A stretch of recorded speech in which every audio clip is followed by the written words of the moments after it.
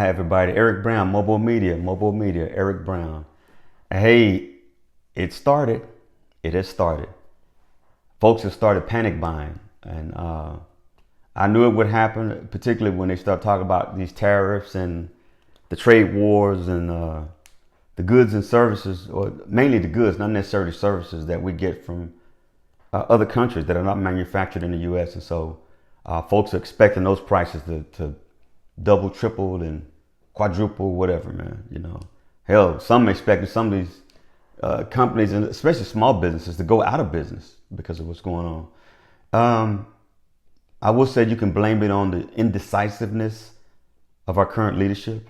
This back and forth thing, it's not just back and forth with money, it's back and forth with people's lives.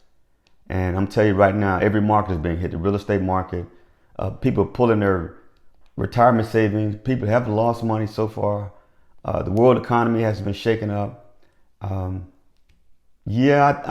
understand what the current administration was trying to do, but it backfired. And I knew it would backfire because I really believe we underestimated these other countries like China.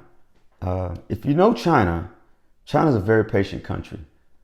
You talk to even some of the intel folks, military intel, anybody that's know anything about the Chinese culture, their agenda, and their style of government. They're very patient people. They are very patient.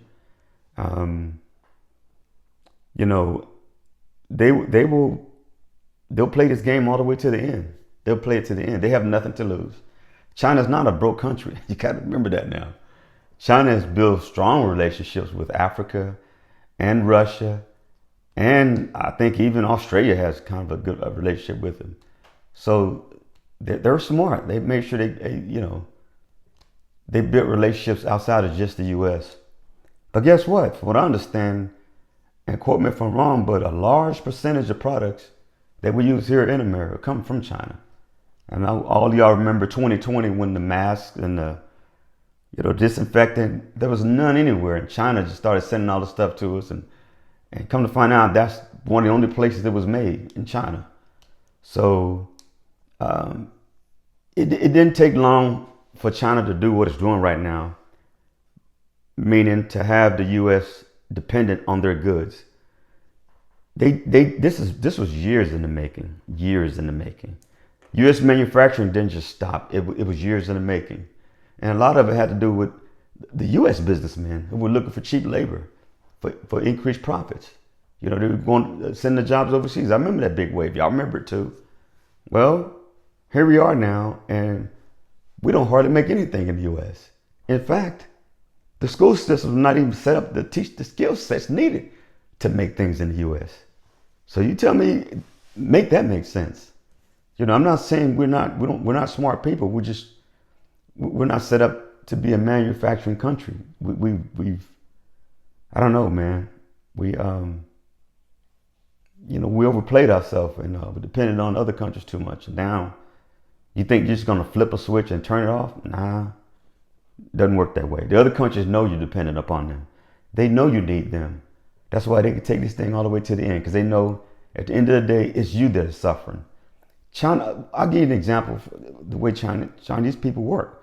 And this is not being racist or anything. I'm just telling you some of their thinking about the importance of patience.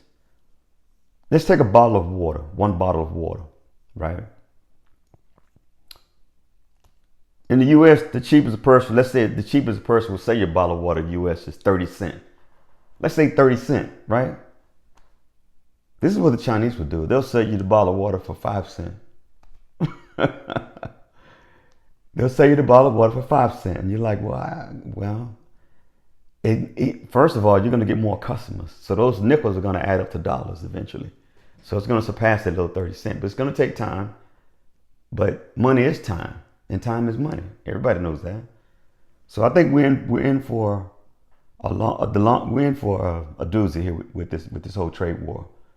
And I see people panic buying in the grocery stores, and people are rushing around. And you could tell because in baskets, people are getting a lot of one item like toilet paper and things like that. Things that they think that they know they're gonna need, that is gonna probably go up in price. Now they're talking to iPhones are going to probably triple in price, and people are rushing out to get iPhones, which I don't understand. I don't understand how people are rushing out to get iPhones. Like, if you don't have an iPhone already, then why is the price increase going to force you to go and get one? That doesn't make any sense to me. I mean, if you don't have one now, then, I mean, I don't know. Maybe it's just me. Maybe it's just me. But everybody's panic buying. Pretty soon, I wouldn't be surprised if somehow they damn find a way to put it into the gas, the gas tanks. And you see the price gouging and all this other craziness, man. So we're about to see something we probably never seen before. Some are saying we're headed for a recession. But even if we don't head to the recession, man, you got so many people suffering, man. You might as well call it a damn recession. Everything was already expensive. What is it going to be now? Astronomical? How are people supposed to survive? After 2020, there are more and more homeless people on the streets. And my goodness, my fear is that that's just going to increase. It's going to increase. But we decided to play this game. We could have met the same objective over time, slowly. Met the same objective. It's going to take time to build up our country into a manufacturing country. It's going to take time to get those skill sets. It's going to take time to pull that away, from the other countries, that culture, the business culture. It's going to take time. And so I think that's what the Chinese are using against this time. They got all the time in the world. I don't know if y'all have ever been to China.